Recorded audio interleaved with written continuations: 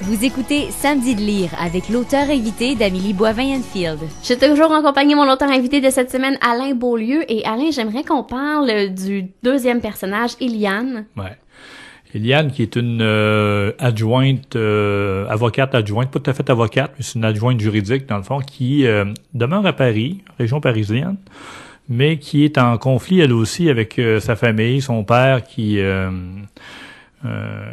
laissé la famille, qui a eu une deuxième femme, sa mère qui a jamais pris, dans le fond, qui a jamais accepté cette rupture-là.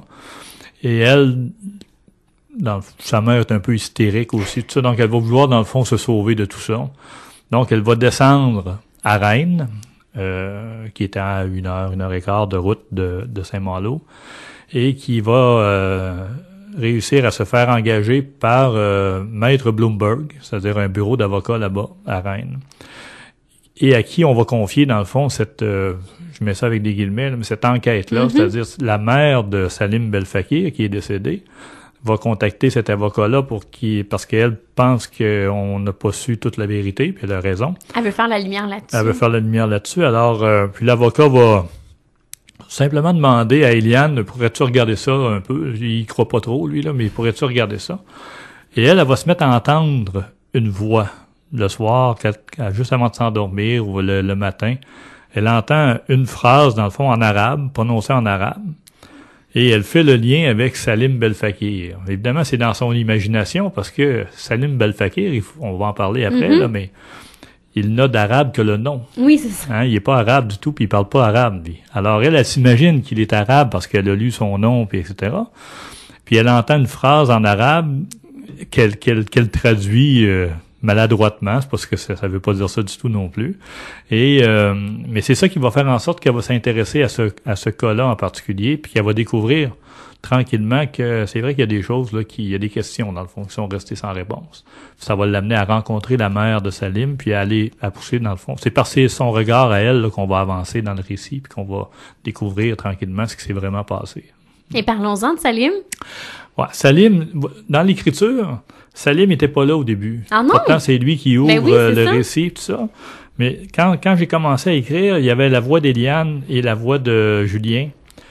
Mais tout de suite, là, rapidement, après deux chapitres ou 3, là, 2 chapitres chacun, je me suis rendu compte que Salim avait des choses à dire là-dessus, lui. Il fallait qu'il soit là. Donc là, j'ai réécrit 2 chapitres parce que c'est des chapitres intercalés, là.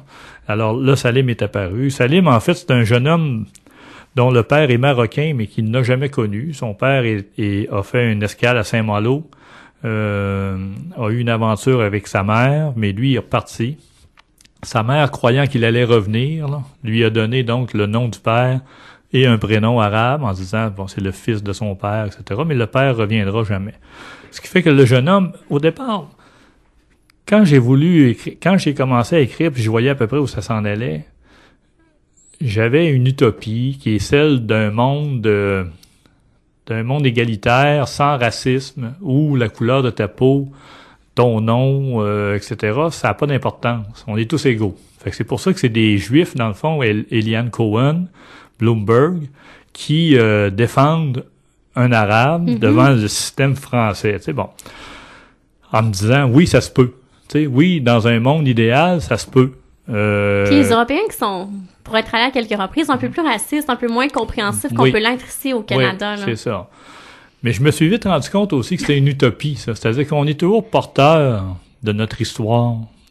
Que, ne serait-ce que par notre nom. Tu sais, c'est-à-dire que j'ai remplacé cette utopie-là première, d'égalité, par une utopie seconde qui est celle de l'entraide, qui est celle du respect, tu sais, qui est celle de... Non, on n'est pas pareil, on est différent, mais on peut vivre dans le même milieu, on peut vivre ensemble, puis on peut être humains les uns avec les autres. Ça fait que c'est à peu près ce qu'il y avait là, dans, je dirais, comme valeur, si on veut, dans ce roman-là. Donc, ce jeune-là, effectivement, va faire une vie tout à fait normale. Jeune boulanger. Jeune boulanger de Saint-Malo, en Bretagne. A une jeunesse comme tous les jeunes malouins, c'est-à-dire adolescence, un petit peu turbulente, mais pas plus que ça. Des histoires d'amour pas tout à fait géniales, tout ça, mais tu sais, rien de grave. Sauf qu'il va avoir deux copains, ses meilleurs copains, en fait, qui eux vont déraper un peu plus et vont être attirés, dans le fond, par le monde interlope, vente de drogue, ce genre de trucs-là. Et eux, ils vont déménager dans la grande ville qui est Rennes. Et c'est dans le fond, par le hasard des rencontres, au moment où il va les rencontrer, eux, qu'il va se faire arrêter par la police sans raison, dans le fond. C'est juste parce qu'il était avec eux, là, mais il n'y avait aucune raison de se faire arrêter, mais c'est ce qui va sceller, dans le fond, son destin. Là. Et comment on construit ça, un roman choral comme celui-là, avec 3 personnages, savoir qui va parler en premier, comment l'histoire va se dérouler, parce qu'on en apprend tranquillement pas vite sur qu'est-ce qui s'est réellement passé. Ouais, comme je vous disais, je le construis pas. Tu sais, il naît comme ça, il apparaît comme ça. Là. C'est-à-dire que là, comme je vous racontais, Salim est apparu un peu après, mais aussitôt qu'il était là après, ben là, je savais que mes voix alternaient, donc c'était important pour moi qu'après Eliane, c'était Julien, puis après Julien, c'est Salim, puis après Salim, c'est Eliane, puis ils reviennent chacun de leur tour. Alors, c'est dans le fil de l'écriture, dans le fond, puis on joue avec la temporalité, parce que Salim, lui, nous raconte des choses qui se sont déroulées dans le avant. Passé. Hein, lui, il nous raconte le passé. Eliane nous raconte le présent, c'est-à-dire qu'elle est dans l'enquête, là, elle est en train de faire.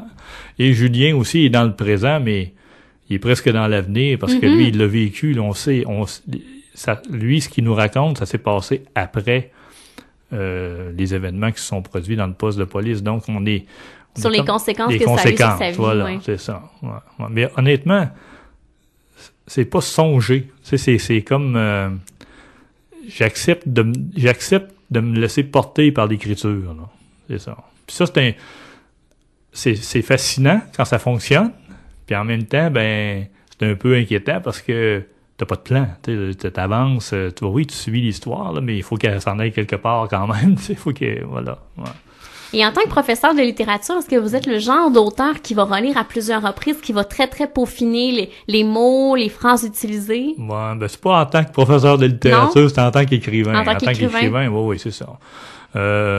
J'écris un peu différemment maintenant par rapport à mes premiers textes. Mes premiers textes, c'est ça, j'avais un plan aussi, donc qui couvrait la moitié du roman, si on veut, là, donc pour me lancer. Tout ça. Maintenant, puis même au niveau de l'écriture, là, j'ai l'impression, mais ça, j'imagine, c'est le métier qui rentre, comme on dit, là, comme dans n'importe quel métier, comme quand on fait de la musique ou tout ça. À un moment donné, on a une espèce d'aisance avec notre art, là, puis avec les instruments qu'on utilise. Alors, j'écris, oui, je travaille, mais j'ai l'impression que mon premier jet est plus fluide, tu sais, plus j'arrive. Puis, il faut dire aussi que parce que j'enseigne à l'université, j'écris l'été.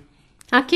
Donc, j'écris vraiment d'une manière très, très condensée, c'est-à-dire à temps plein pendant 4 mois, au lieu d'écrire 1 heure le matin, chaque matin. Tout ça, moi, c'est vraiment...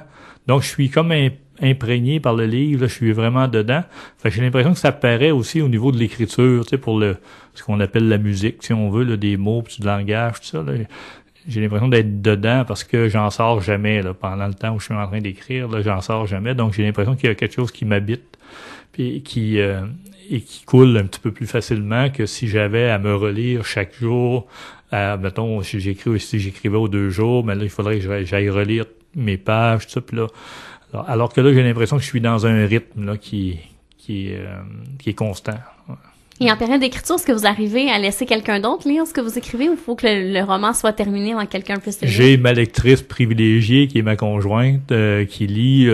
Souvent, je vais lui fournir un chapitre ou 2 là, à la fois, puis elle suit la progression de ça, mais sans intervenir. Là. C'est-à-dire qu'elle va lire, voilà. Mais sinon, après ça, à la fin, c'est elle, évidemment, qui a lu toute l'histoire.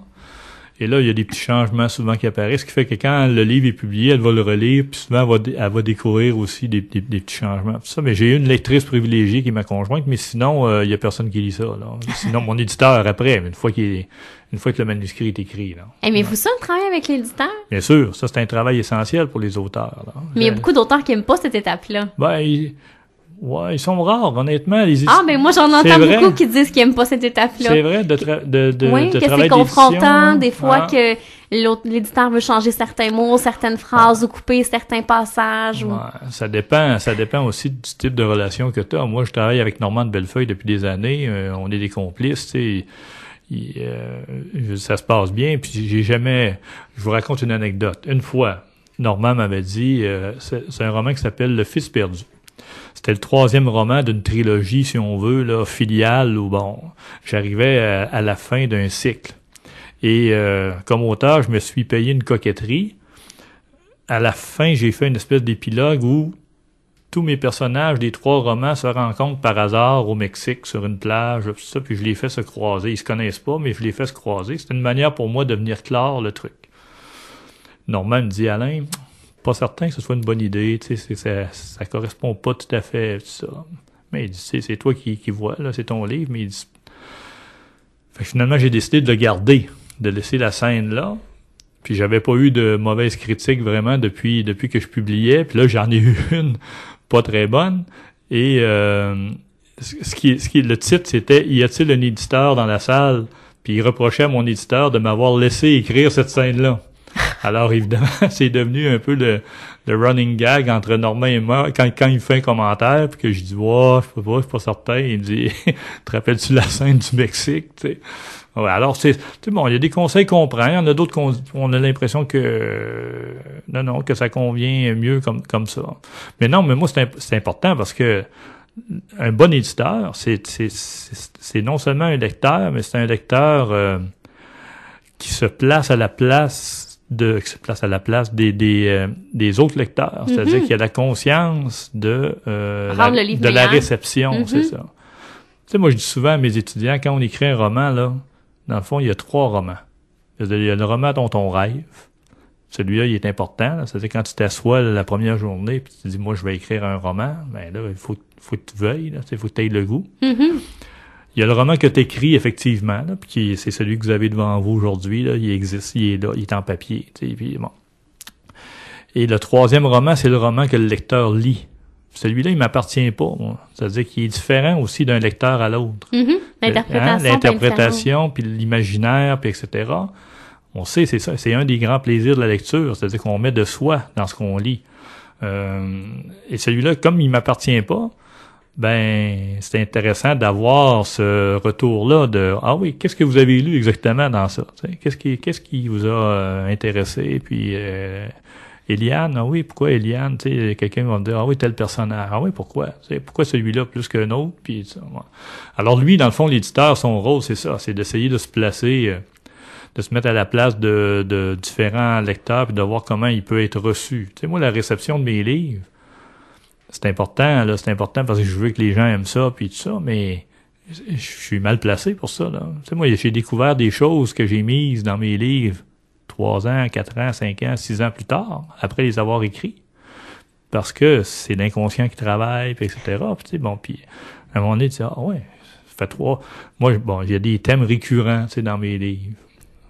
Des fois, j'essaie de m'en débarrasser, puis je m'aperçois que j'ai pas réussi. Ils sont encore là, tu sais, bon. C'est comme ça. Si vous me permettez, M. Beaulieu, on s'arrête et au retour, on va parler de votre coup de cœur littéraire. C'est bien.